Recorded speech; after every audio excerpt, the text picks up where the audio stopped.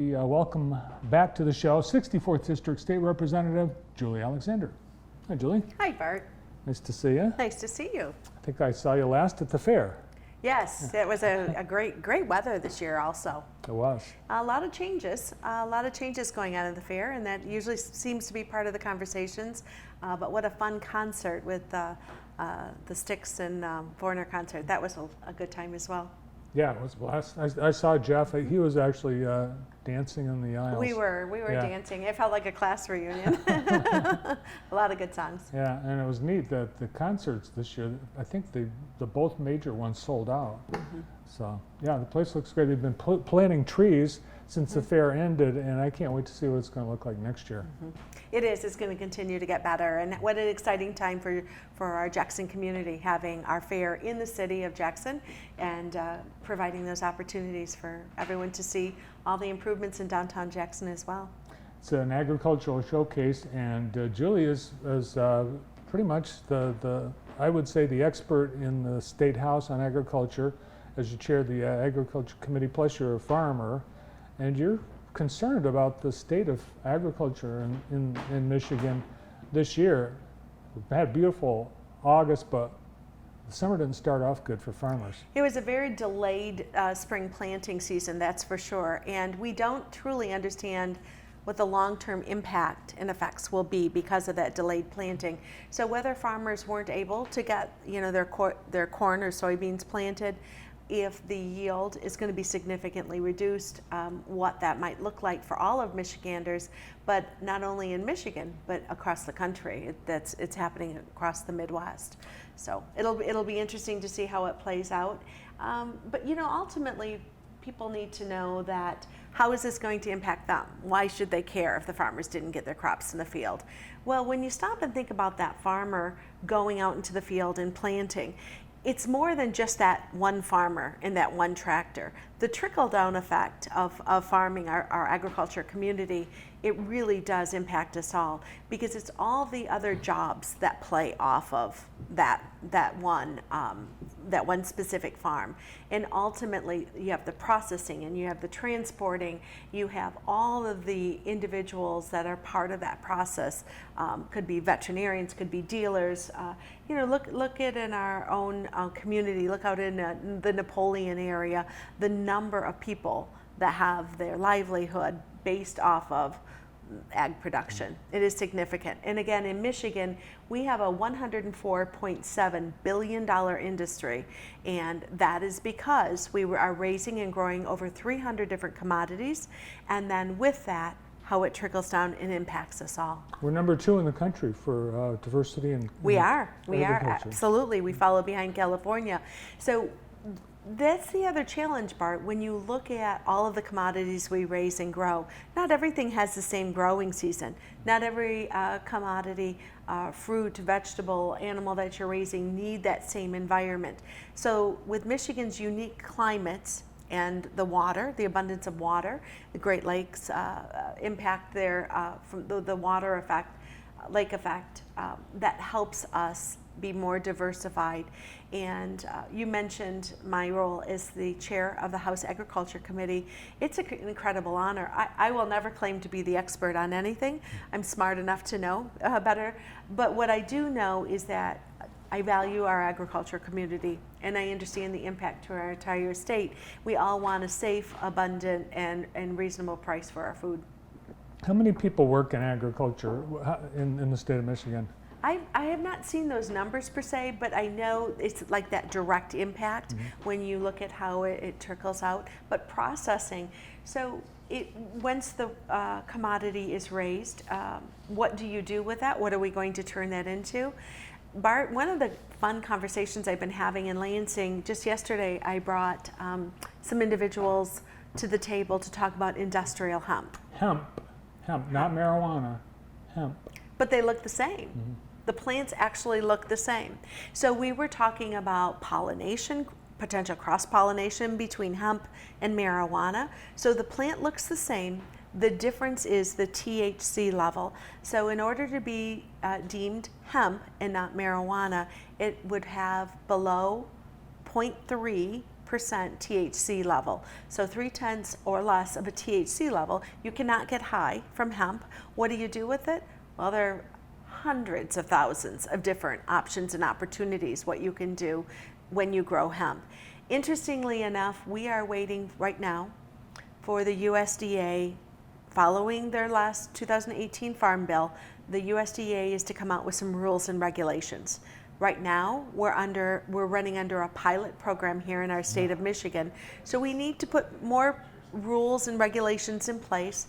But as we move forward looking at industrial hemp, what we know right now, in our first pilot year, we have, I think the number was 541 growers in our state. Wow. 32,000 acres are being farmed right now with industrial hemp. Now, what are you going to do with it after you grow? Where are you going to process it? What's it going to be turned into? It's an exciting time because a lot of those questions simply, we don't have answers. And we haven't, it hasn't been legal, right? Hemp? Correct. We had to wait until the USDA changed it on the schedule. Exactly. And again, you cannot get high from it. Now, here's where it gets a little complicated. If hemp and marijuana are cousins, cross-pollination can take place. And then that's where the testing has to be involved, and that's where LARA and state regulations need to step up. All right, to be continued. Yeah. A lot of, I know between Marshall and Jackson, there are a number of growers in both indoors and outdoors that are either under construction or already started or hoping to do that. To me, it's an exciting time because agriculture is a major challenge right now, not only in Michigan, but in our country. When you look at the implications from trade, from weather, and just low commodity prices and the unstableness in so many areas that are taking place. When you look at what options farmers might have, to me, I don't want government to step in the way and hinder them in any way. Give farmers opportunities, allow them to diversify. That to me is the right thing. Yes, I think a lot of people are in support of that because I think you've got evidence that other states are petitioning Sonny Perdue, the Ag Secretary, to relax some of the cover crop planting restrictions that are in place now and some things like that. Exactly, Bart. Those were things that took place this spring. I was happy to lead that coalition of 63 other legislators to reach out to Secretary Sonny Perdue at the U.S. level saying, listen, this is what we're dealing with in Michigan. We need less regulations. We need you to understand the conditions, the weather conditions we're faced with here in Michigan. And it's important that we allow that diversification and less regulations to allow individuals to be successful. All right, you brought some photos, so let's take a look at what you've been up to. Some pictures from the life of Julie Alexander, State Representative. So this is a joint House and Senate Ag Committee meeting we held last week. We decided not to house this meeting in the Capitol, very traditional to have it in downtown Lansing. We moved it out to the MSU Pavilion. Let's put it in a much more natural setting. And here to my right, sitting on my right, was Senator Kevin Daly. He chairs the Senate Agriculture Committee, and we convened our legislators, both in the House and the Senate, to hear the story of what's really happening in our state. Some of the presenters came from the USDA. So we had federal level individuals there, we had state level, we had our MDARD director, Gary McDowell, we had MSU presenting, we had Farm Bureau that actually brought farmers to tell the personal story. We allowed agribusiness to have a voice at the table, and some of the industries that are significantly affected by specifically President Trump's rules and regulations, some of the issues dealing with trade. Farmers want fair trade. We're not looking for any handouts. We want to be able to play in a fair market, and that's what we were able to have the conversation, allow all the legislators to have the same information so we can move forward. Great. Also, I think we've got some fair pictures. Yeah, down at the fair last week. That was great. Now, this young man, I got to tell you, Bart, my husband and I received a lot of letters from 4-H kids asking us to buy their animals, right? So why did I buy Jonah's animal? His note he hand wrote, and he put a picture of him in the Hanover Horton 4th of July parade.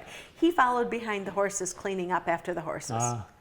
That is true community service. There are a lot of kids that wouldn't be willing to do that right now. I'm not sure how much his mom made him do that. I didn't ask that question. I don't need to know that. But what I do know is Jonah gives back to his community and cares.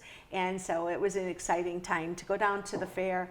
Now the reason I submitted this photo, Bart, is because some kids don't have animals. There are so many other opportunities to go to the fair. These young people here simply put together farm sets. And it reminds me years and years ago when our children were young, we didn't let them take animals to the fair just because of the obligation and the time constraints with running our own farm.